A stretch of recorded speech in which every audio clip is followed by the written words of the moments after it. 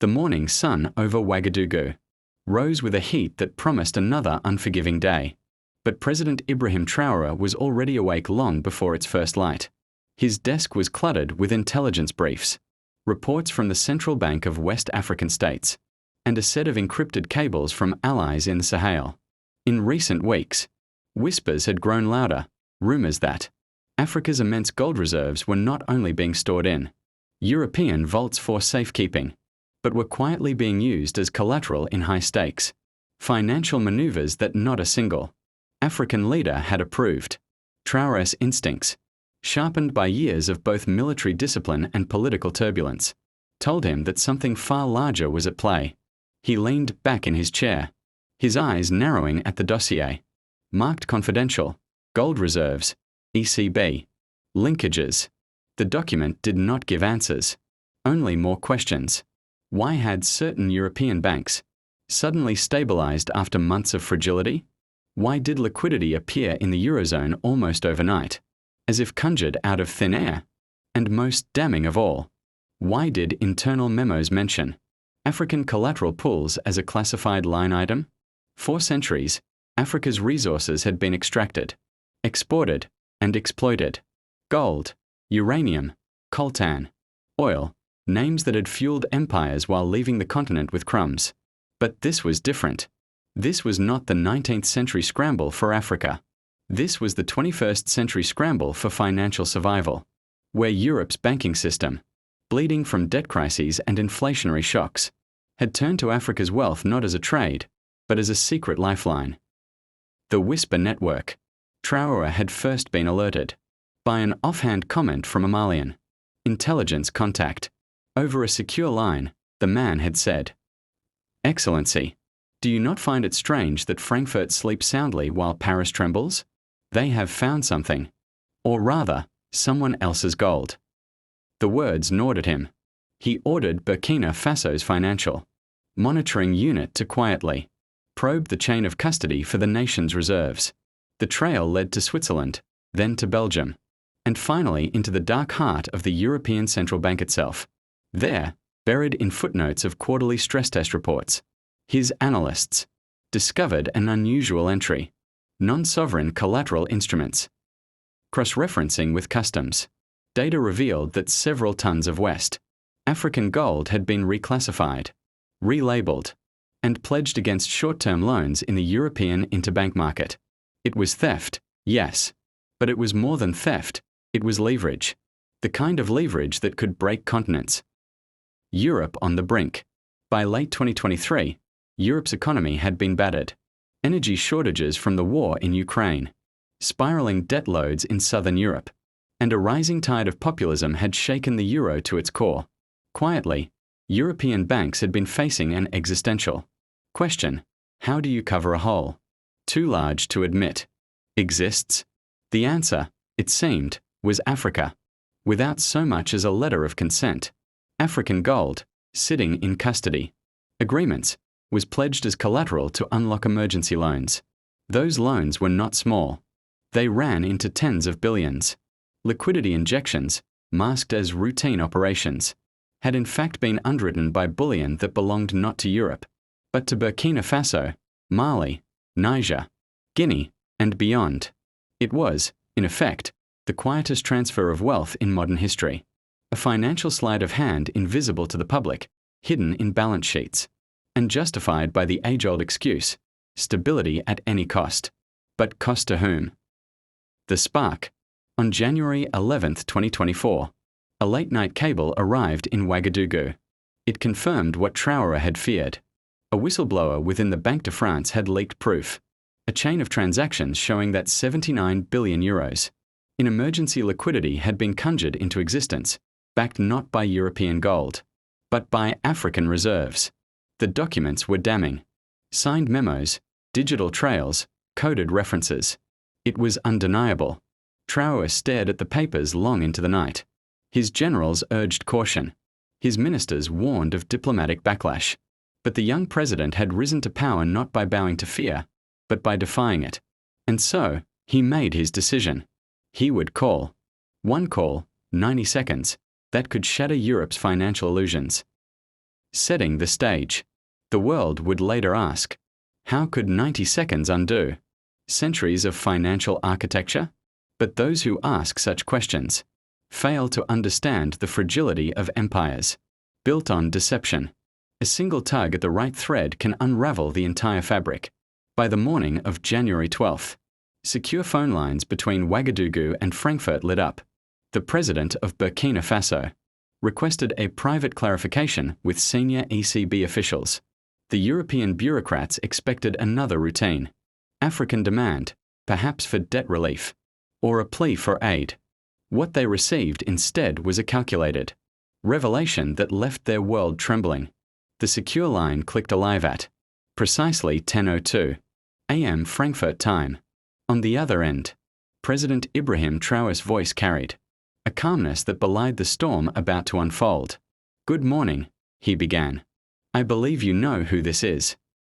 The ECB officials, led by Deputy Governor Marcus Feldman, exchanged glances across the long polished table in Frankfurt. They had expected a request for development loans, or perhaps another round of complaints about frozen African assets. Instead, what followed would send shivers down their spines. Traoré's tone sharpened. "Gentlemen, I will be direct.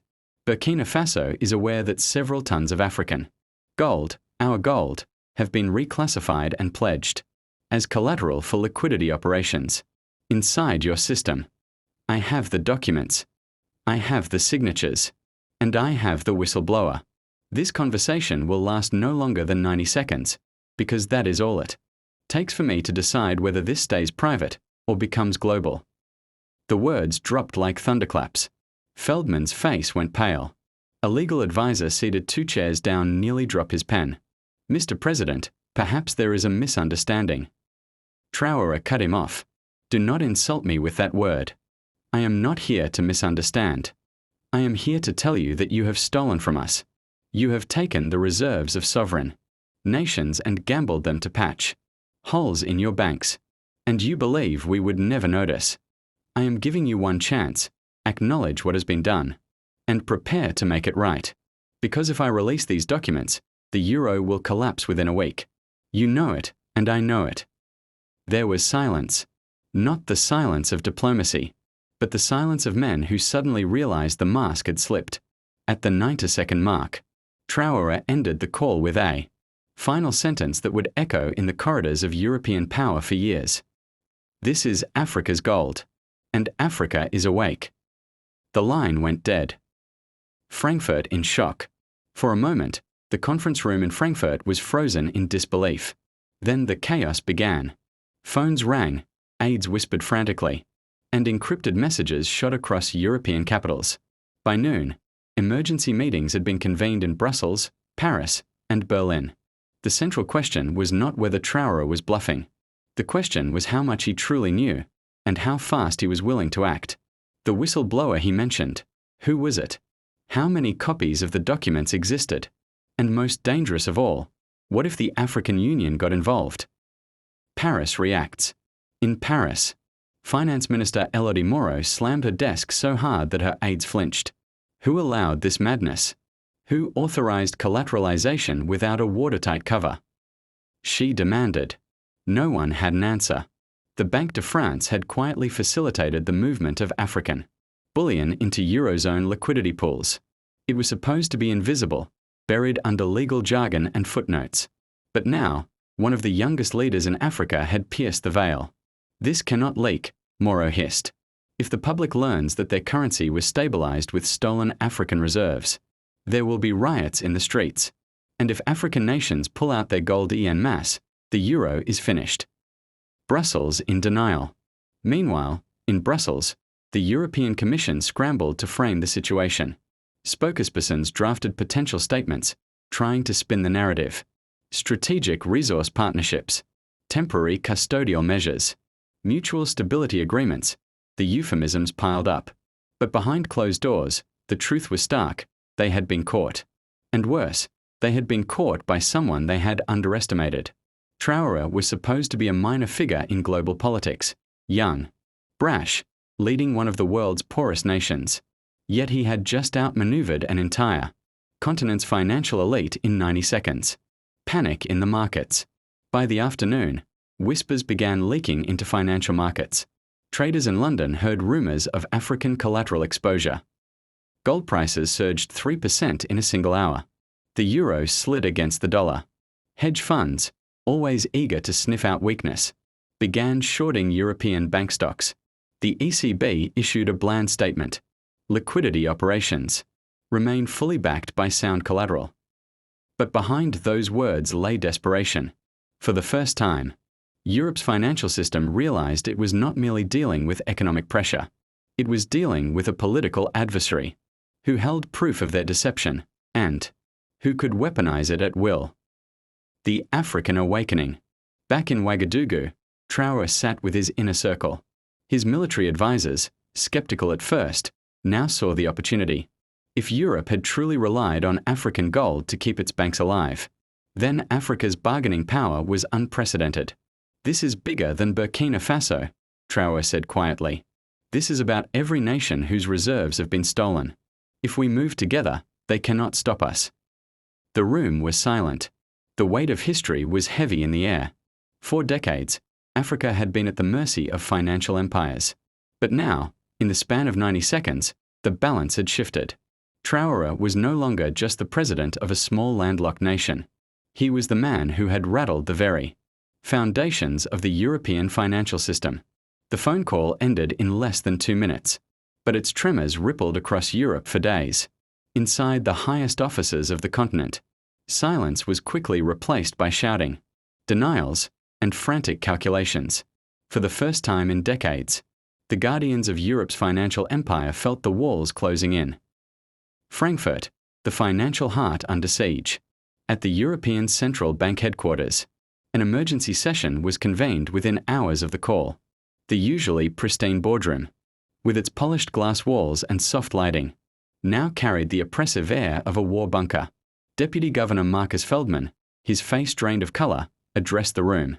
We have a problem. The president of Burkina Faso knows more than he should. He claims to have documents, and if those documents surface publicly, the euro will experience a credibility crisis of historic proportions. One of the senior advisors, a veteran economist from Germany, slammed his fist on the table. This is absurd.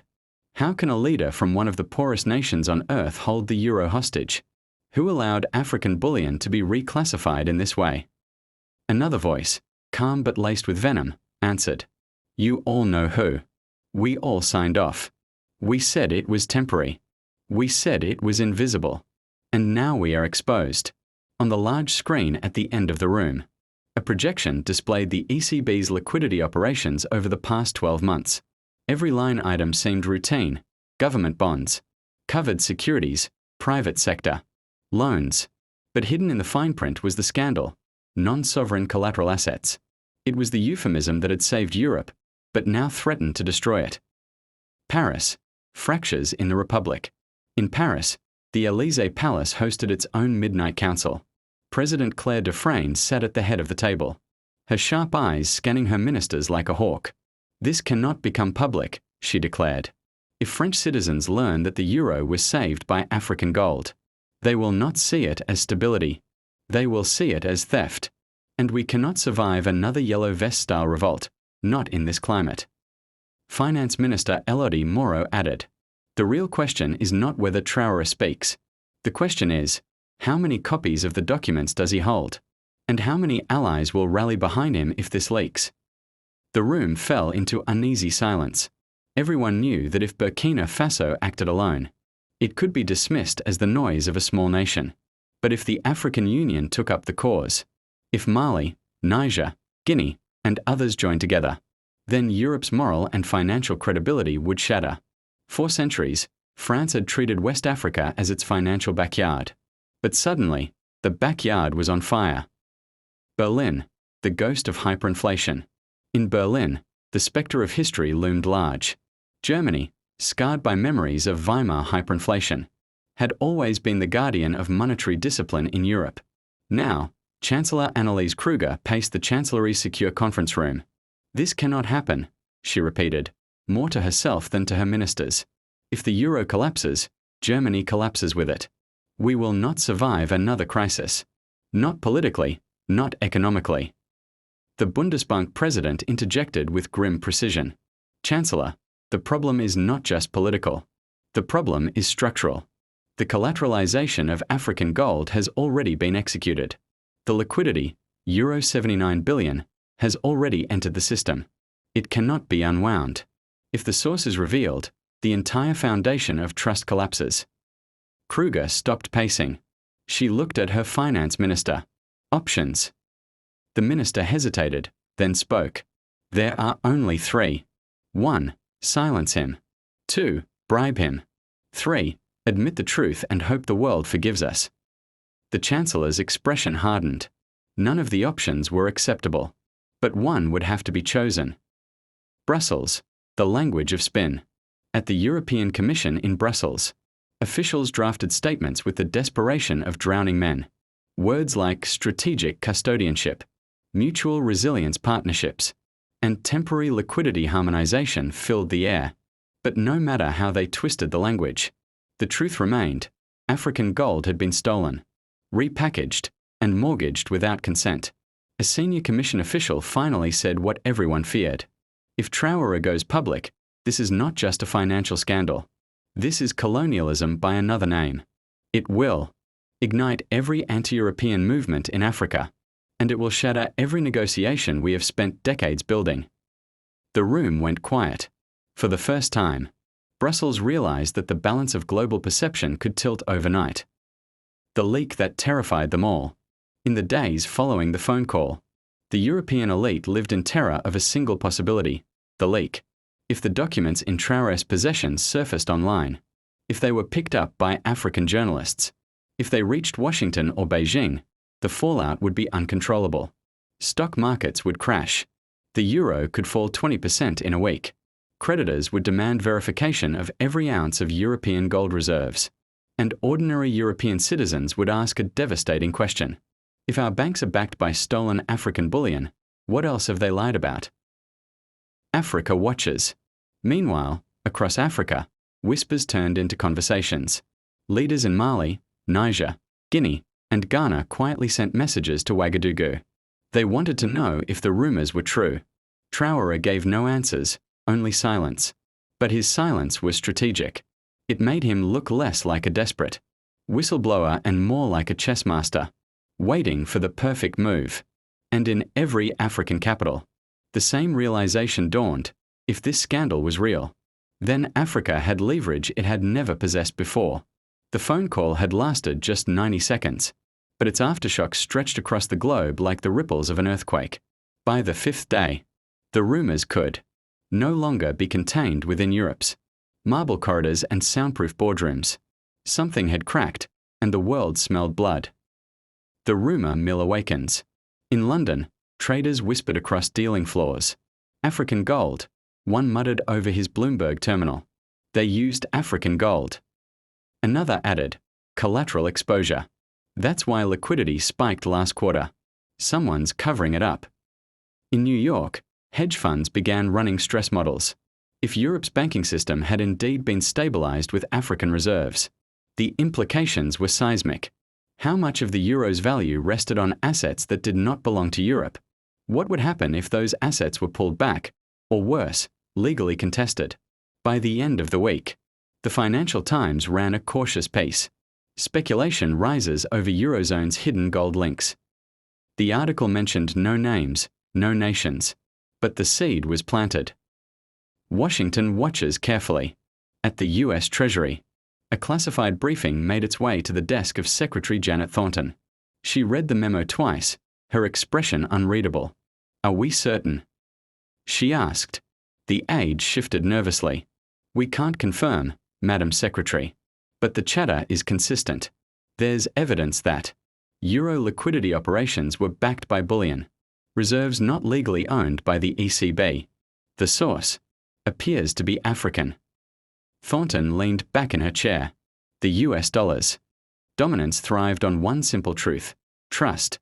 If Europe's trust was shattered, it would strengthen the dollar, but it could also destabilize global markets in ways too dangerous to predict. "Keep eyes on this," she ordered. If the Africans have proof, the world changes overnight. Beijing smells opportunity. In Beijing, the Politburo held its own secret session.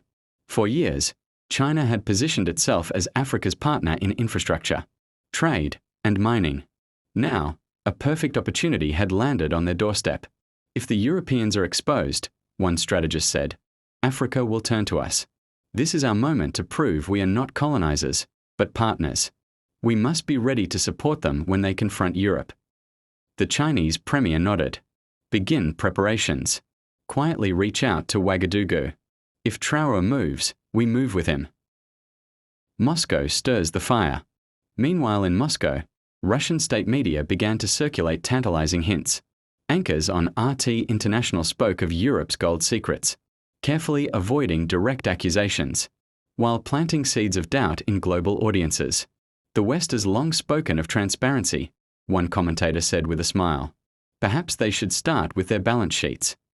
For Russia, already locked in geopolitical struggles with Europe, the scandal was a gift. Every whisper that undermined the euro was a strategic victory.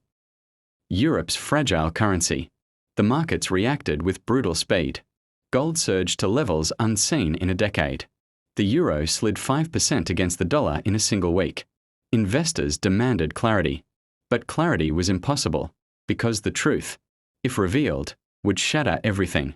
ECB officials scrambled to reassure markets. Statements were released daily. Each more desperate than the last, the euro remains fully backed. There is no exposure to unauthorized assets.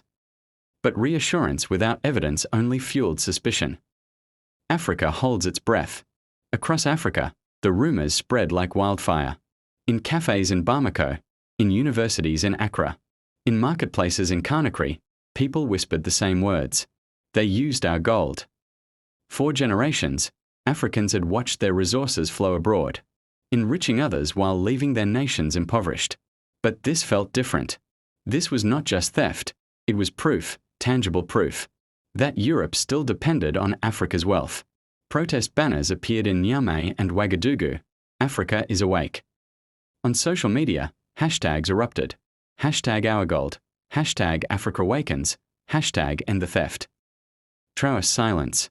Meanwhile, President Ibrahim Traoré said nothing. He gave no interviews, no statements, no leaks.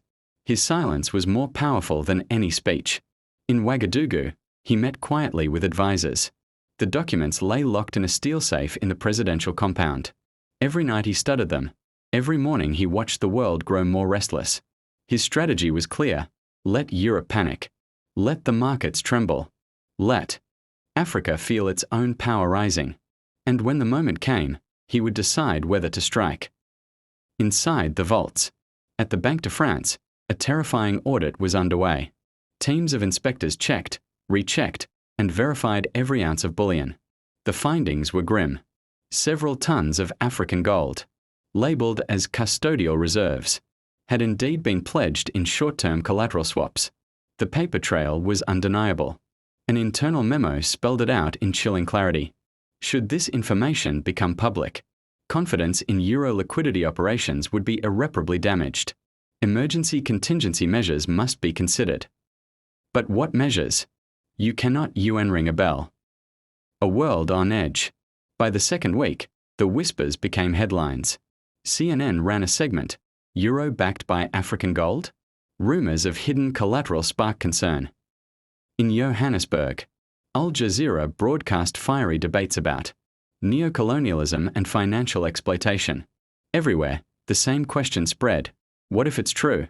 And in Europe, every banker, every politician, every central banker prayed the same prayer. May Traoré stay silent. The next 48 hours became a blur of frantic communications, emergency meetings, and clandestine briefings across Europe. Inside the European Central Bank's headquarters in Frankfurt, Christine Lagarde convened an extraordinary session of the Governing Council. Representatives from the Bundesbank, Banque de France, and Banca d'Italia sat around the polished oak table, their expressions a mixture of fatigue and dread. A confidential report had just landed on the table. Its contents were explosive. The exact tally of gold reserves that had been pledged as collateral, without the knowledge of African governments. The numbers painted a disturbing picture. At least 1,200 metric tons of gold, mostly from Burkina Faso, Mali, Niger, and Guinea, had been rehypothecated, pledged multiple times across different European banking institutions. This revelation meant that the same gold bars had been used to backstop loans, issue securities, and guarantee derivatives, creating a tangled web of phantom wealth. If even a fraction of these claims were challenged, it could unwind trillions in financial contracts. One banker broke the silence. "This is not just a liquidity issue," he admitted. "This is a legitimacy crisis. If the Africans press this, they can bring down our entire collateral framework." Across the Atlantic, the US Treasury and Federal Reserve were already watching nervously. A secret cable from Washington to Brussels, later leaked, revealed the American stance: stabilize at all costs. The dollar's global reserve status is at risk if gold collateral integrity collapses. Meanwhile, in Ouagadougou, Traoré was no longer acting alone. He had convened a war room of his most trusted advisors, economists, military strategists, and a select group of African financial experts. Their task was simple yet monumental: verify the real quantity of Burkina Faso's gold and expose the layers of fraudulent claims surrounding it. A young economist named Awa Konate laid out the plan. "We must move quickly. If we allow the ECB to print their way out of this, they will bury the truth under liquidity. But if we can prove the mismatch between physical reserves and paper claims, we hold the leverage." For the first time in decades, Africa had the upper hand. Word of Traoré's confrontation had begun to leak into the financial press. At first, it was dismissed as rumor. Bloomberg ran a small piece titled "African Leaders Raise Concerns Over Collateral Management." But within hours, a respected Swiss journalist published a bombshell exposé citing anonymous ECB insiders. The headline read, "European banks may have used African gold without consent." The European Central Bank, caught off guard by Traoré's bold revelation, immediately convened a midnight emergency session in Frankfurt. The governors of major European banks, Deutsche Bank, BNP Paribas, Société Générale, and others, sat nervously around the table. On the surface, they appeared calm, but the reality was far more fragile. Their entire liquidity framework was built on a hidden reliance: African gold reserves, quietly pledged as collateral. For years, these reserves, particularly from Burkina Faso, Mali, and Niger, had been sitting in trust accounts within European vaults. But these trusts were anything but secure. They were the invisible foundation, propping up derivatives and leveraged credit positions worth trillions. Without them, the structure would collapse like a house of cards. Traoré's 90-second call had shattered the silence. With one demand: return what belongs to us, or the world will know. He forced the ECB into a corner. If African leaders collectively demanded verification, Europe's financial system could face its first true sovereign margin call. The ECB's response was drastic. They ordered the emergency printing of €79 billion to inject liquidity and prevent a chain reaction of defaults. This was the first time in modern history that Europe had to print such an amount, not for its own economies, but to cover hidden exposures linked to African wealth. But the move created a dangerous paradox. Printing solved the immediate liquidity crisis, yet it confirmed the exact vulnerability Traoré had hinted at. Europe had built prosperity on assets it did not truly own. Meanwhile, in Ouagadougou, Traoré sat quietly in his office. The young Burkinabe president wasn't celebrating. He knew the storm had only begun. International media were already running speculative headlines. ECB injects record liquidity. But why? Unexplained €79 billion print raises questions. Did African gold trigger a European banking panic? Social media in Africa exploded with hashtags like #OurGold, #Traoré Effect, and #AfricaNotCollateral. For the first time in decades, millions of Africans felt that the global financial game might be turning. But Traoré also understood the risk. He had poked the financial behemoth, and retaliation was inevitable. Intelligence reports suggested European operatives were lobbying the African Union, trying to paint him as reckless, a destabilizer. Private bankers whispered that Burkina Faso would be cut off from international markets. Yet, he was prepared.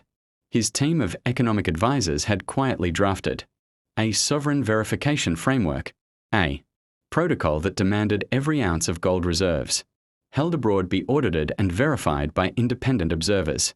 This framework, if adopted by multiple African nations, could expose centuries of financial manipulation in just months. And that was his true move, not just a phone call, but the seed of a continental awakening. Burkina Faso's streets buzzed with hope.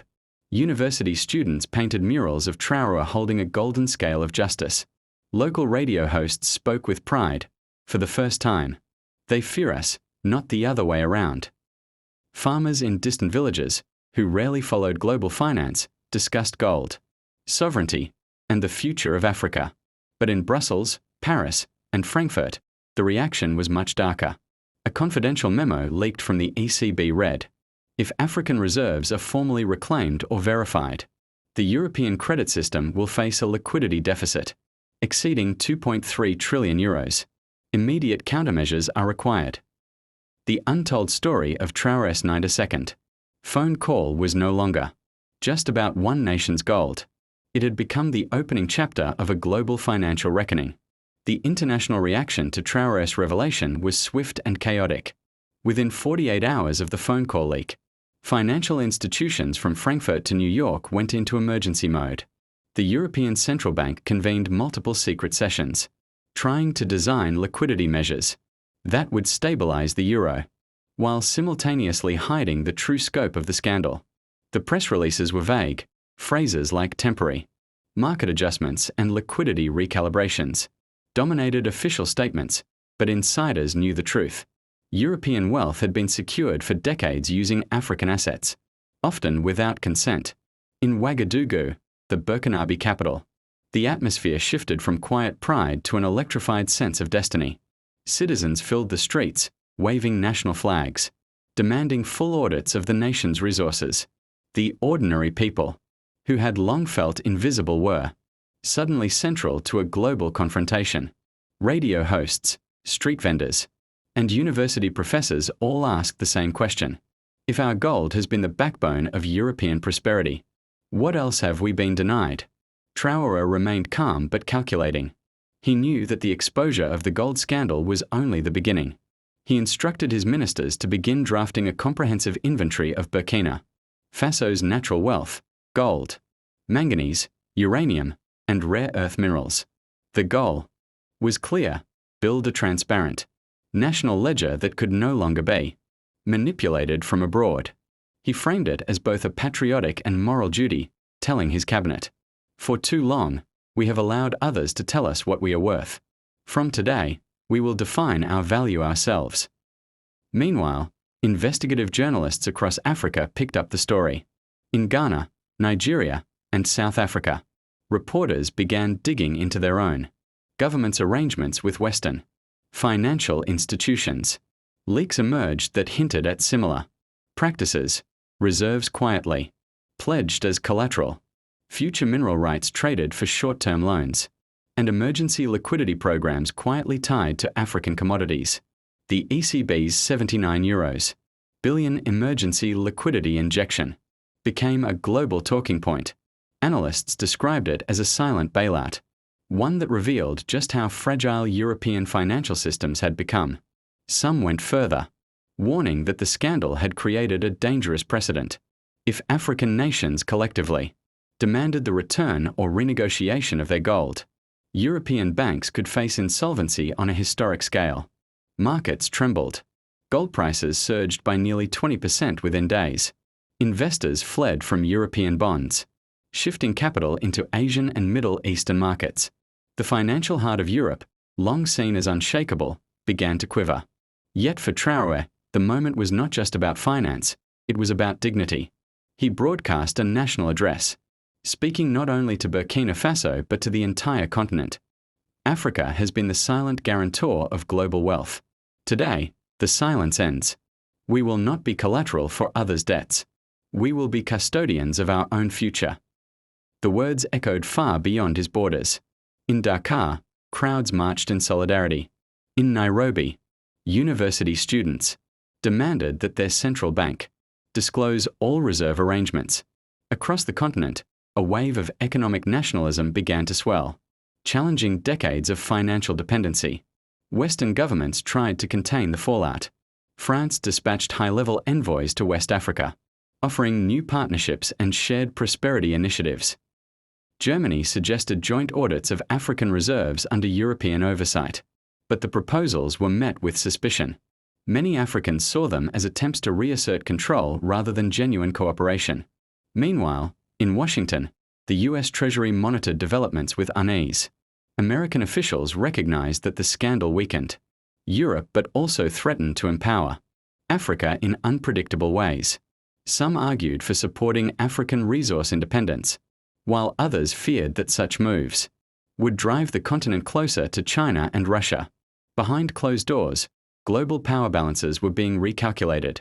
One 90-second phone call from Traoré had set in motion a chain reaction that neither Brussels, Washington, nor Beijing could fully control. And yet, this was only the opening act. The real confrontation, the struggle over verification of wealth, sovereignty, and the rewriting of the global financial order was still to come. In Brussels, the headquarters of the European Central Bank had never experienced such a sense of dread. The emergency meeting room was filled with men and women in dark suits, faces pale, their voices lowered to whispers. Screens displayed market data, bond yields climbing, gold markets tightening, and liquidity evaporating at a frightening pace. Christine, the ECB's lead strategist, leaned forward. "Gentlemen, the markets are asking questions we cannot answer. For the first time in decades, investors are demanding proof of the gold reserves we have been using as collateral." A banker from Paris slammed his fist on the table. "This is insane. African gold has always been our stabilizer. Nobody questioned it before. Why now?" Christine sighed deeply. She knew the answer but hesitated to speak it aloud.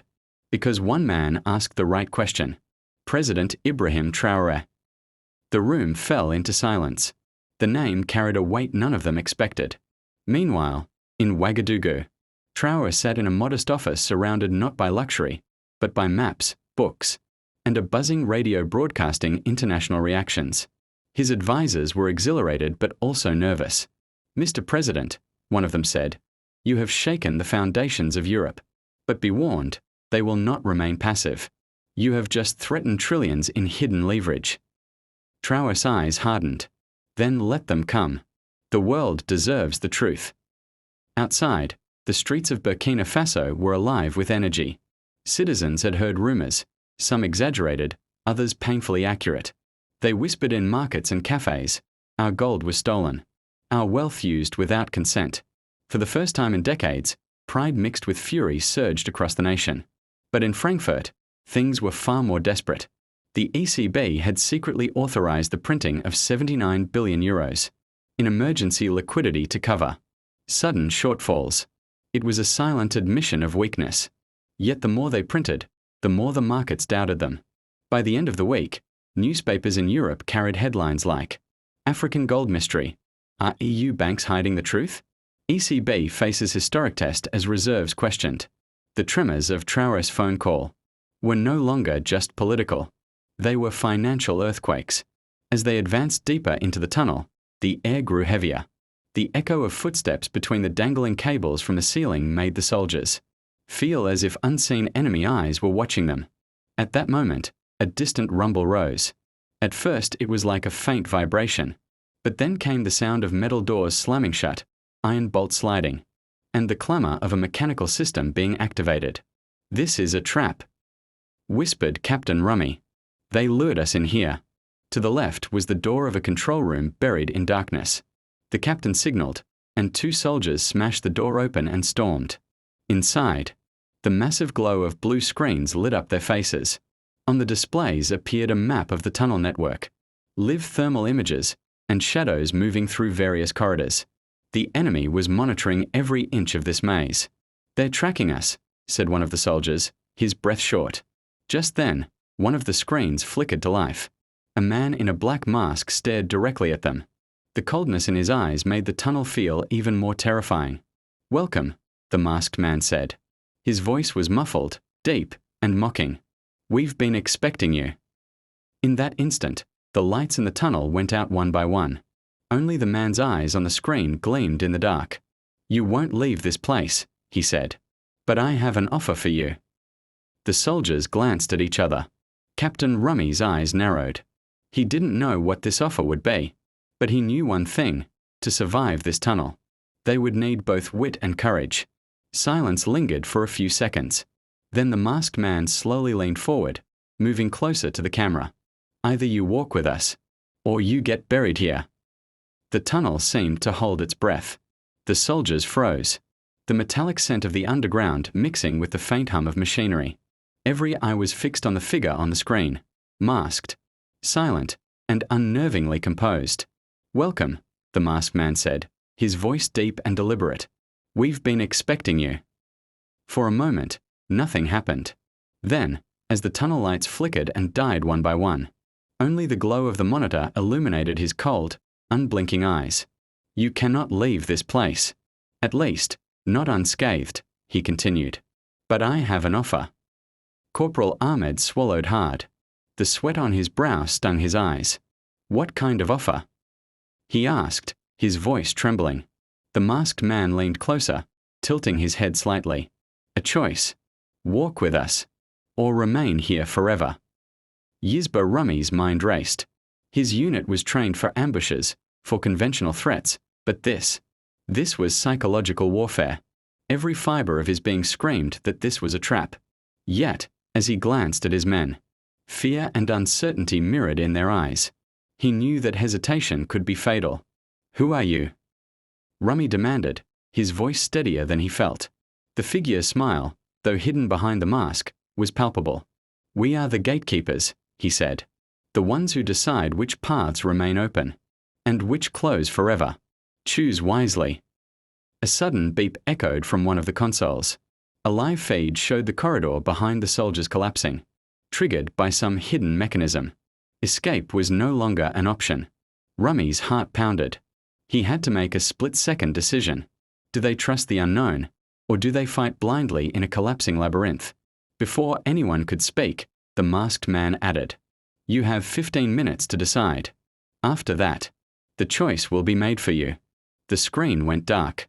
The tunnel was silent again, except for the distant rumble of shifting metal and the shallow breaths of the soldiers. Time had become their enemy.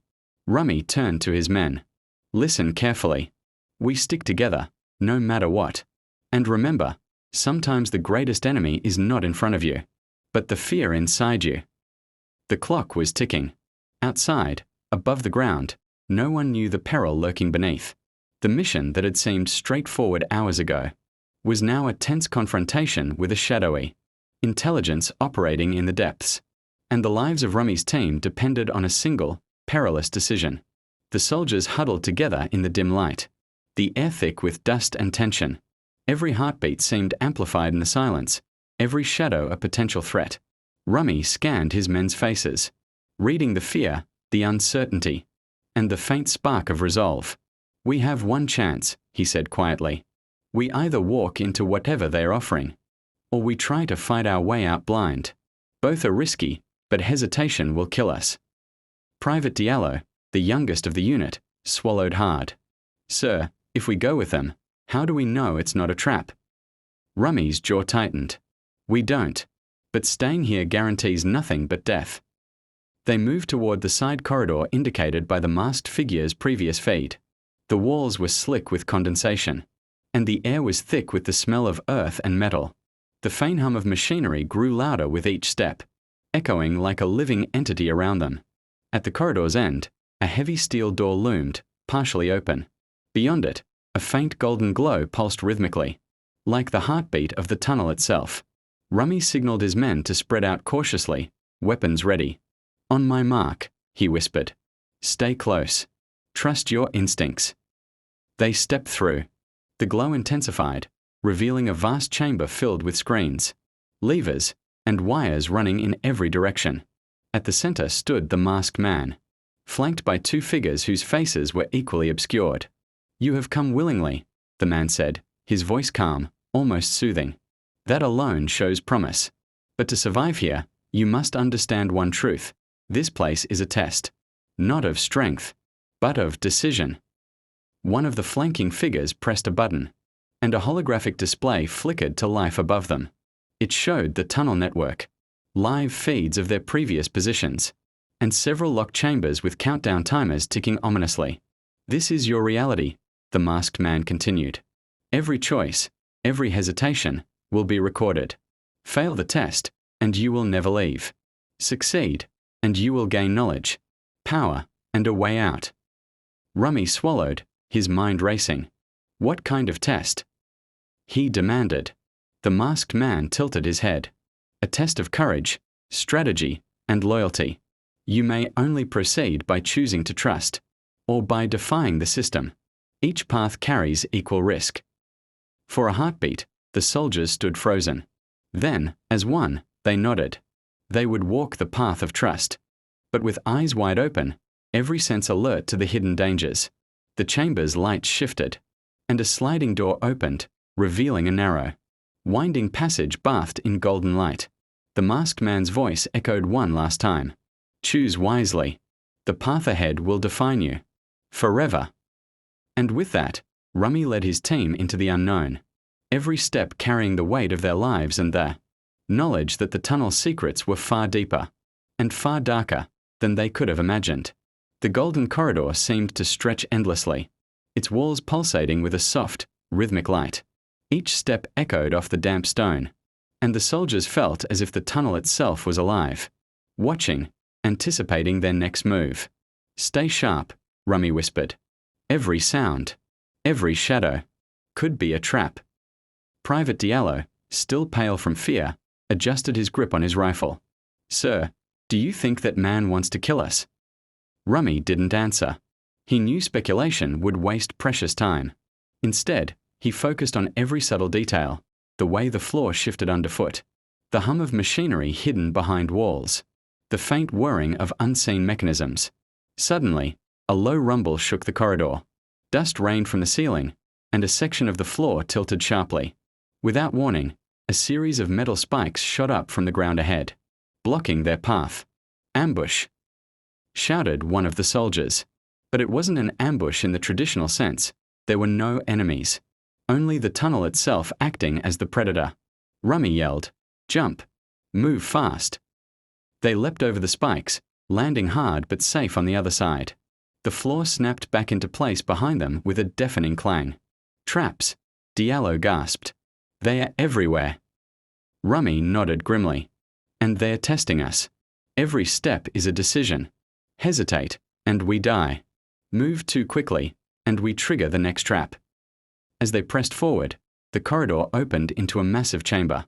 The golden light was brighter here, revealing a complex lattice of suspended cables, pulsing conduits, and rotating platforms. At the center, a pedestal held a glowing cube, its surface etched with intricate symbols. The objective, Rummy muttered. That cube must be important. But reaching it wouldn't be simple. Platforms shifted unpredictably, conduits sparked dangerously, and the air buzzed with electrical energy. Each step required careful timing, coordination, and nerves of steel. Rummy signaled his team. One at a time. Watch each other. Trust the rhythm of the tunnel. As they advanced, a faint, mechanical voice echoed through the chamber. Every choice matters. One wrong move, and your path ends here. The soldiers moved cautiously, leaping from platform to platform. Sparks flew as Diallo's boot grazed a conduit, and Rummy caught him just in time. The cube grew brighter, almost pulsating in response to their progress. Finally, after what felt like an eternity, they reached the pedestal. Rummy placed his hand on the cube. A surge of energy shot through the chamber, and the rotating platforms froze. The lights dimmed, leaving only the cube glowing warmly. The mechanical voice returned. You have proven courage and coordination. But the tunnel tests more than skill, it tests trust. Ahead lies the final challenge. Rummy exhaled. For a moment, the fear subsided, replaced by determination. They had survived the traps, the shifting floors, and the labyrinthine corridors. Now, They faced the final test, whatever lay beyond that golden glow. The glow of the cube illuminated the chamber with an almost hypnotic intensity. Rummy's team stood around the pedestal, their faces etched with exhaustion and apprehension. Every muscle was tense, every nerve alert. They knew the final test awaited, though no one could guess its true nature. A sudden hum reverberated through the chamber. The walls shifted, revealing a spiral staircase that descended into darkness. The masked man's voice echoed once more, calm yet commanding. The last trial is not of skill, nor strength, nor courage alone. It is a test of judgment. Decide who you trust, and who you leave behind. Rummy's heart sank. The words were cryptic, but their implication was clear. The tunnel would force them to make impossible choices. One by one, the soldiers followed the spiral staircase. The air grew colder, damp, and heavy. Faint shadows danced along the walls, cast by the cube's lingering glow above. Each step felt like a lifetime. At the bottom, they found themselves in a vast subterranean chamber. The floor was a checkerboard of illuminated panels, some pulsing red, others green. Above them, cables and pipes crisscrossed like a mechanical web. The masked figure appeared at the far end, flanked by two more shadowed figures. He removed his mask slowly, revealing a calm but sharp gaze. "You've proven your abilities," he said. "But now, the tunnel asks the ultimate question: loyalty." The panels beneath their feet began to shift. Some sank slightly, others vibrated violently. The masked man continued. "Step wisely. Trust yourself. Trust each other. One wrong move, and the path collapses." Rummy took a deep breath. He knew the success of his team depended on unity. "Stick together," he whispered. "We move as one." They began crossing the panels, coordinating each step with precision. Red panels flashed, but they avoided them. Sparks leapt from some tiles, and a few began to sink dangerously. The tunnel seemed alive, testing every decision. Halfway across, Diallo stumbled. A red panel flickered under his foot. Rummy lunged, grabbing him, yanking him back to safety. The tunnel's hum intensified. "You see," the masked man's voice boomed, "it is not strength, not speed, nor even intelligence that ensures survival. It is trust." The team pressed on, breathless, hearts pounding. At last, they reached the final platform, a solid, unmoving tile bathed in golden light. The masked man stepped forward, removing his mask entirely. "I am the keeper of choices," he said. "You have earned your way. But know this, the path forward is yours to define. Do you obey, or do you claim your freedom?" Rummy looked at his exhausted team, then back at the figure. He nodded firmly. "We claim our freedom." The chamber trembled. The golden cube glowed brighter, then exploded into a burst of light that seemed to rewrite the tunnel itself. Walls shifted, revealing an exit, leading up, out, and back into the world above. The soldiers, battered and shaken, emerged into the cool night air. Stars glimmered overhead. They were free.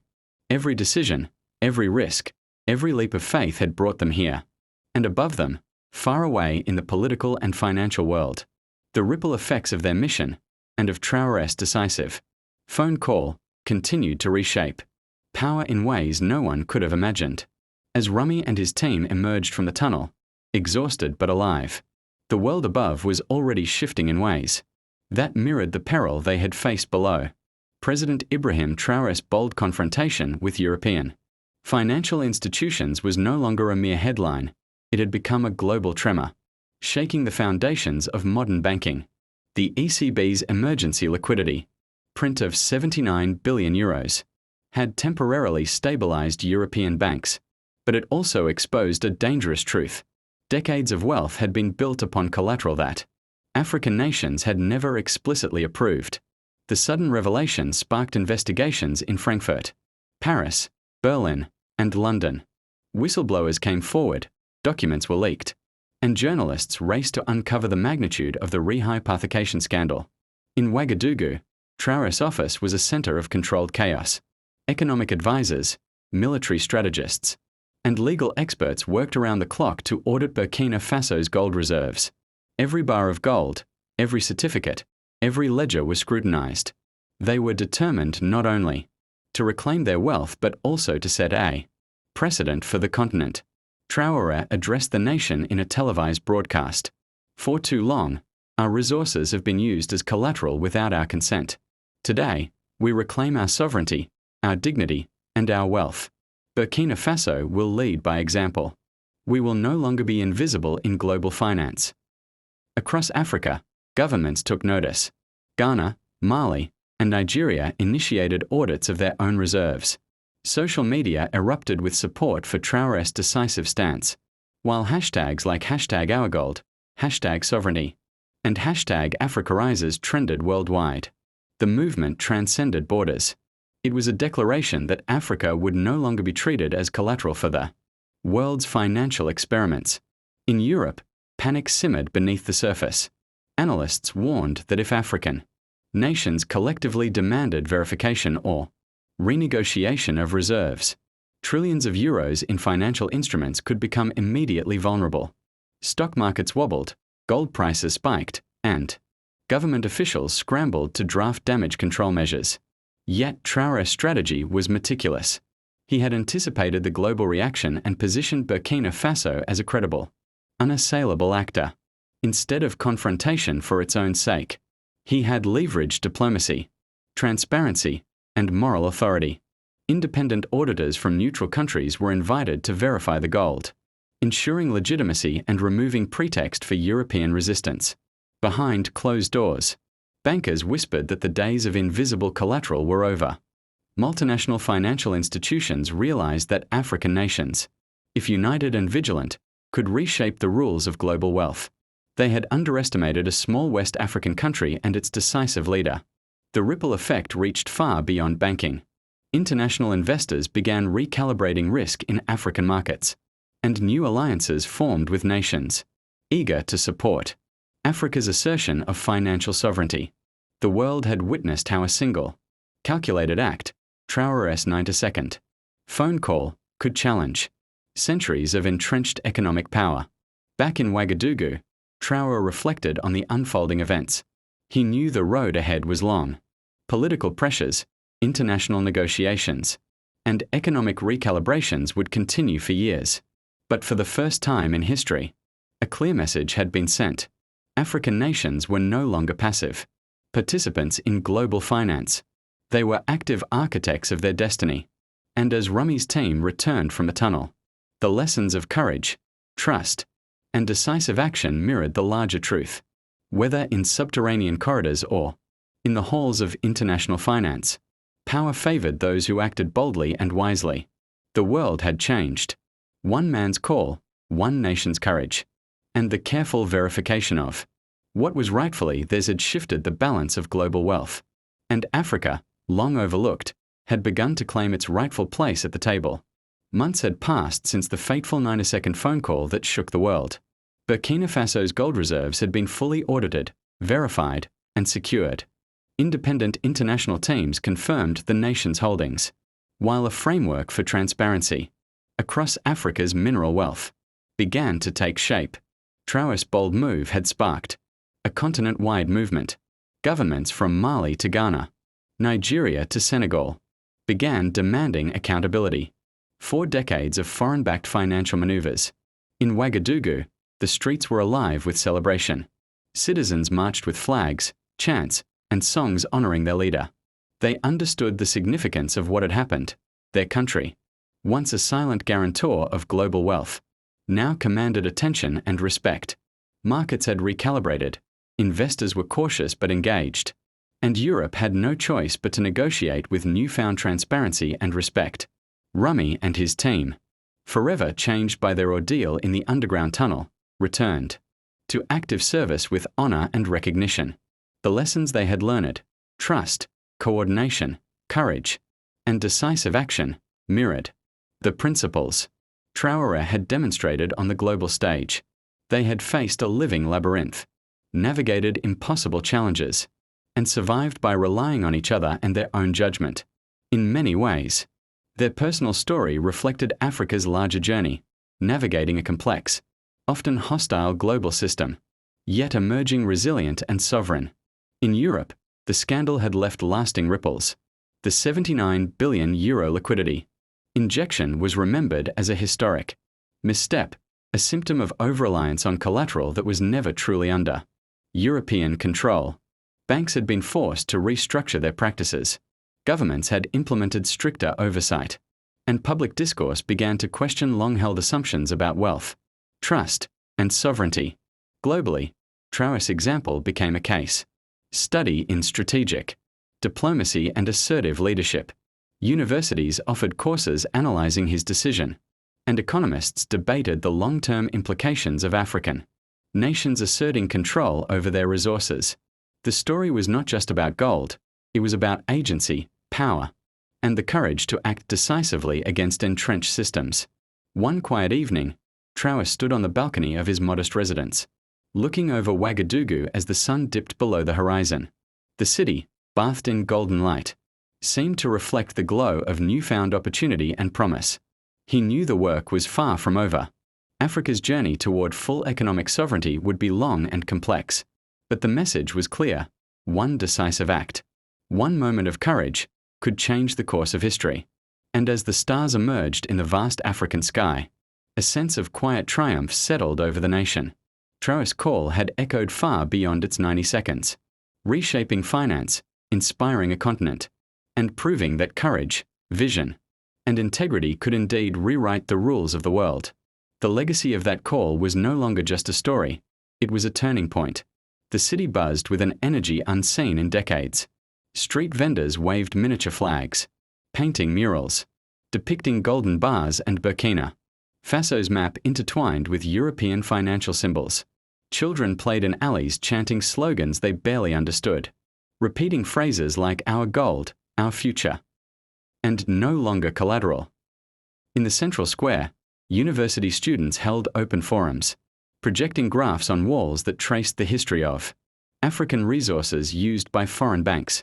One student, Amina, pointed at a chart showing decades of unverified gold transfers. "We were the backbone of global wealth," she said passionately. "And no one told us. Now we know, and now we act." Traoré moved among the people, shaking hands, listening, absorbing their energy.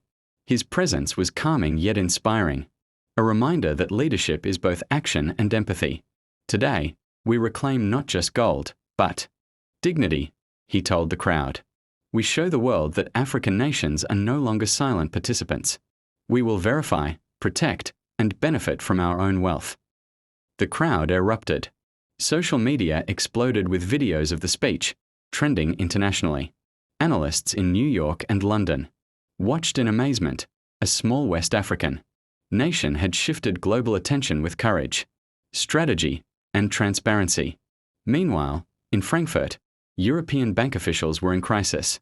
Their lavish boardrooms now felt like cages. Christine, the ECB strategist, pored over spreadsheets and leaked documents. "We've been exposed," she admitted to her colleagues. "African reserves, rehypothecated without consent, underpin trillions in our operations. This is unprecedented." Paris and London followed suit, scrambling to assess their own collateral exposure. Journalists dug deeper, uncovering decades of informal agreements that had relied on African gold. Headlines screamed, "Europe built on borrowed gold." African sovereignty challenges financial giants. Market volatility surged. Gold prices spiked by 20%. Bonds wobbled, and investors demanded clarity. For the first time, European banks faced a moral and operational reckoning that extended beyond mere profit. Back with Rummy's team, the tunnel ordeal became a symbol. In debriefings, each soldier recounted moments of fear, trust, and intuition that saved lives. "It wasn't just about traps or the masked man," Rummy explained. "It was about knowing your team, trusting each other, and acting decisively. That's how we survived." Private Diallo nodded. "It mirrors what Traoré did. One bold move, clear strategy, and calculated risk, he changed the world." Their story inspired national pride and international attention. Military academies studied the mission, linking tactical courage with strategic foresight. Just as the world studied Traoré's diplomatic and financial maneuvers, Traoré's actions catalyzed a movement across Africa. Nations began independent audits of their gold and mineral reserves. Public campaigns called for transparency, and governments drafted laws ensuring resource sovereignty. International investors had to adjust. African markets, once seen as peripheral, became central to global financial planning. Confidence grew as nations demonstrated accountability, proving they could protect and manage their own wealth responsibly. Africa is awake, Traoré remarked at a regional summit. We are no longer invisible. Our resources, our decisions, and our futures are ours to govern. Together, we define our place in global finance. In New York, Wall Street traders watched the African audits with disbelief. Investment banks scrambled to reassess risk exposure, fearing that decades of unverified collateral might trigger cascading defaults. This is unlike anything we've seen, muttered an executive at a major firm. If Burkina Faso's example spreads, we could face a systemic shock. Financial. Analysts projected scenarios where European banks might lose hundreds of billions if African nations demanded restitution or transparency. The news spread to Asia, prompting central banks in Tokyo, Shanghai, and Singapore to convene emergency meetings. Gold prices surged as uncertainty rippled across continents. Meanwhile, journalists chronicled every move by Traoré. Cable news channels debated his motives. Was it purely strategic, or a moral stand against centuries of exploitation? Most concluded it was both. Editorials praised his decisive leadership, and think tanks published analyses, comparing him to historical figures who had challenged global power structures. European diplomats and financial regulators, under pressure from markets and public scrutiny, were forced to engage with Traoré directly. Meetings were tense, televised, and widely covered.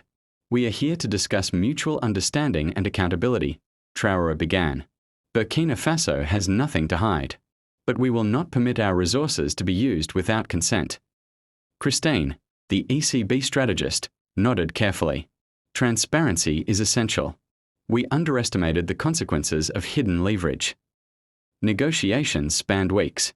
Agreements were drafted to ensure that African reserves could no longer be used without approval.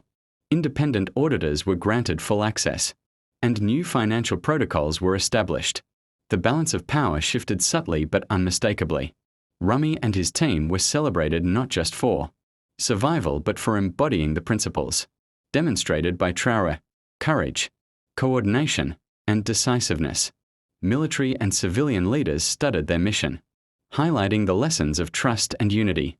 Our survival depended on acting as one, Rami explained during a televised interview. That mirrors how Traoré acted for the country: calculated, precise, and unwavering. The soldier's story became a metaphor across Burkina Faso, navigating danger, facing uncertainty, and emerging stronger through collaboration and decisive action. The ripple effects were enormous. Other African nations followed suit, auditing resources, reclaiming control, and asserting financial sovereignty. Investors adjusted, respecting African oversight and governance. African markets gained credibility and stability. The world underestimated us, Traoré told a summit audience. We are no longer collateral. We are architects of our destiny. Social media campaigns, educational programs, and local initiatives reinforced public understanding of resource sovereignty. Traoré's 92nd call had sparked not just financial scrutiny but continental empowerment. European banks were forced into systemic reform. Internal audits, transparency requirements, and oversight mechanisms reshaped banking operations. The €79 billion liquidity injection was remembered as a historical misstep but also as a turning point. Europe learned that financial dominance built on secrecy and exploitation could be challenged effectively by decisive, informed action. Analysts noted a shift. Africa was no longer a peripheral player, but a central actor in global finance. Markets recalibrated to reflect respect for sovereignty, accountability, and transparency. Inspired by Burkina Faso's actions, regional leaders convened a historic summit in Accra. Presidents, ministers of finance, and central bank governors gathered to draft a continent-wide framework for resource verification and sovereignty. Traoré addressed the assembly. Our wealth has been leveraged without our permission for decades. This ends now. Together, we establish a standard for transparency, accountability, and trust. Africa must take control of its destiny. The summit produced the African Resource Sovereignty Accord, setting rigorous protocols for auditing mineral and gold reserves, requiring independent verification, and ensuring that no foreign entity could leverage African wealth without consent. The accord was celebrated across the continent. News outlets, universities, and civil society groups highlighted it as a pivotal moment in African economic empowerment. Investors took note, recognizing that responsible governance would now be met with trust and long-term stability. Meanwhile, Rummy and his team returned to military training exercises, often referenced in strategy schools as the tunnel mission. Their experiences became case studies for leadership, decision-making under pressure, and trust-based teamwork. Every trap, every challenge, was designed to test our judgment, Rummy explained to trainees. It was not about fear, it was about calculation, trust, and timing. That is how we survived. That is how Traoré navigated the world stage. The tunnel mission also revealed the psychological strength required to face uncertainty and manipulate. Strategy, a metaphor for the larger geopolitical and financial challenges the continent now faced. In London, Frankfurt, and New York, banks implemented new protocols. Any future use of foreign-held collateral was subject to scrutiny, audits, and legal oversight. Regulatory reforms ensured transparency, preventing any unauthorized leveraging of sovereign assets. Financial analysts concluded that Traoré's actions had created the first truly enforceable precedent for African resource sovereignty. Markets slowly stabilized, but the lesson lingered. Global finance could no longer ignore the rights and authority of African nations. In Burkina Faso, schools incorporated modules on finance, sovereignty, and economics. Young people learned how global banking had historically relied on African resources and how transparency and advocacy could protect national interests. Amina, the student activist from Ouagadougou, spearheaded workshops that explained in simple terms how gold, reserves, and collateral worked. Children and adults alike were empowered with knowledge that previously had been inaccessible, fostering a culture of vigilance, awareness, and civic participation. As months turned into years, the 90-second call remained legendary. Traoré's bold decision, coupled with the coordinated actions of his advisors, auditors, and the public, had permanently altered the global financial landscape. Rummy and his team continued to serve as symbols of courage and strategic thinking. Their tunnel mission paralleled Traoré's political and financial maneuvers, precision, trust, and decisive action. Europe, once confident in its financial supremacy, now respected the authority and sovereignty of African nations. Africa had claimed its voice, not just in resources but in the rules of global finance. Traoré reflected quietly in his office overlooking Ouagadougou, the city alive with celebration and renewed hope. "We have shown the world," he murmured, "that courage, clarity, and integrity can rewrite history." And indeed, the ripple of that 90-second call, the tunnel mission, and the global audits became a turning point, not just for Burkina Faso, but for Africa, for global finance, and for the principle that sovereignty and accountability are inextricably linked. Months after the African Resource Sovereignty Accord, the world had begun adjusting to a new order. Multinational banks now had clear rules. No African gold or mineral reserves could be used without explicit consent, full documentation, and independent verification. In Ouagadougou, the atmosphere was a mix of celebration and careful planning. Traoré convened his advisors to discuss long-term economic strategy. "The immediate threat has passed," he said, "but we must build systems that prevent exploitation in the future. Transparency, accountability, and education will be our tools." He appointed committees to oversee national reserves, invest in infrastructure, and train a new generation of economists and auditors. The city skyline was gradually changing, symbolic of progress and Africa's growing influence on global finance. Meanwhile, the soldiers who had survived the tunnel mission were recognized nationally. Their bravery became part of the cultural narrative, featured in documentaries, books, and public forums.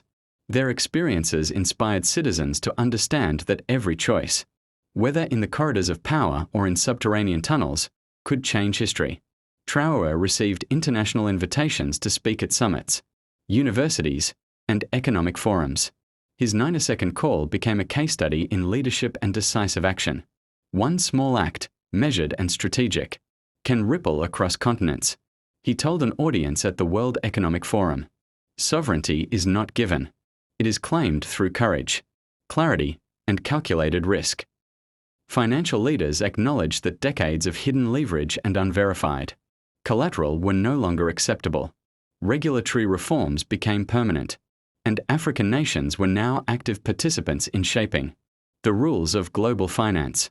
The ripple effects also influenced diplomacy. Nations approached negotiations with Africa differently, understanding that economic coercion would no longer work. Against unified and vigilant leadership, Rami, Diallo, and the rest of the tunnel team continued to serve their nation. But their story had grown beyond the military.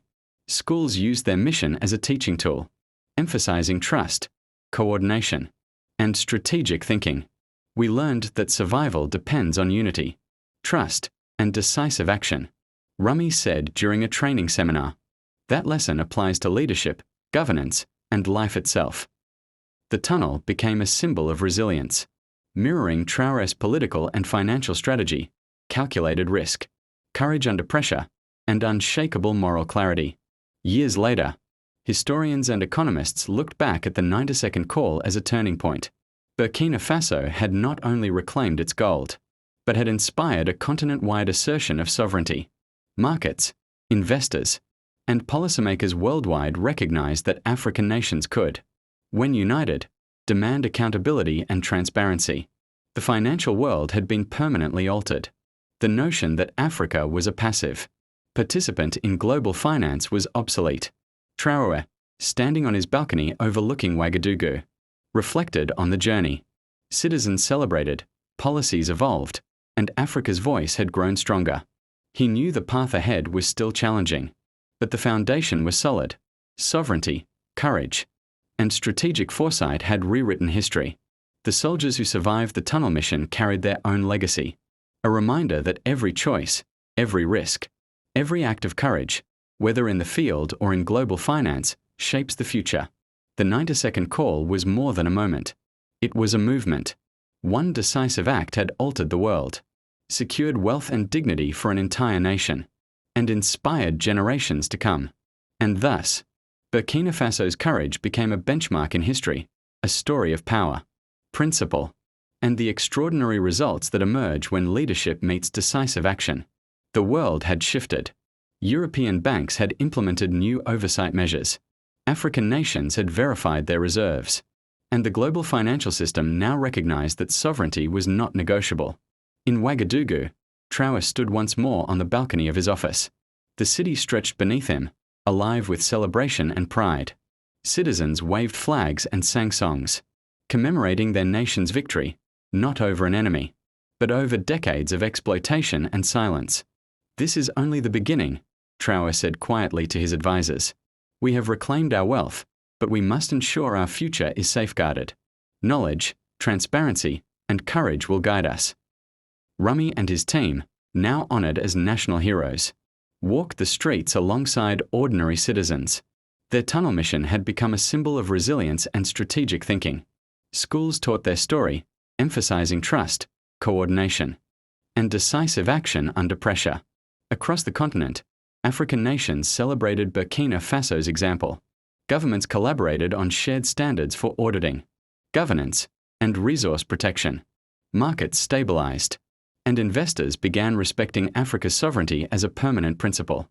In Europe, the lesson was clear: financial dominance, built on secrecy and exploitation, could be challenged and corrected by courage, intelligence, and decisive action. The €79 billion liquidity injection became a historic marker, reminding the world that accountability could not be circumvented. Traoré reflected on the journey. One 90-second call had sparked a cascade of change, proving that leadership was not measured by words alone, but by action, integrity, and vision. The legacy of that call would endure, inspiring generations to claim their rights, protect their resources, and act decisively in the face of global pressure.